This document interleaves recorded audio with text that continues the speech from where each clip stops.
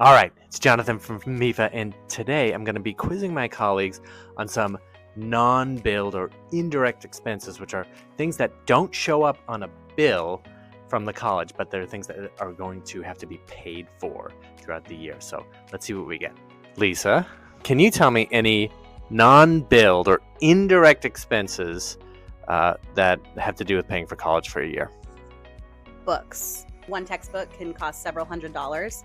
A tip that I think is really important to share is that there are other options than buying them straight from the bookstore. You can rent them, you can buy them used, or you can even get them digitally. Christina, can you name any non-billed or indirect expenses that have to do with paying for college?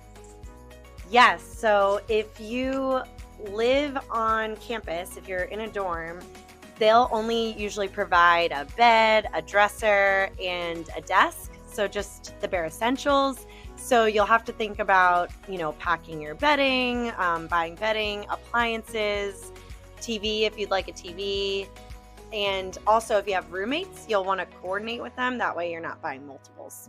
Lauren, Hi. can you name any non-billed or indirect expenses that students might have to pay throughout the year in college? Ooh, non-billed. I'm going to say club fees. So if a student joins a club, sports, an activity, a sorority, a fraternity, anything like that, they usually have to pay an annual fee. Sometimes it's really small. Sometimes it's in the hundreds of dollars, depending on what the activity is and how involved the student is in it. Penny, can you name one non-billed, like indirect expense that a student will have to pay for a year in college? Actually, yes, a laptop. Sometimes colleges do offer laptops to students, but we often tell students to, shop around. Maybe they'd go to an Apple or a Dell or to any other company that offers computers, but it is a non-billed expense.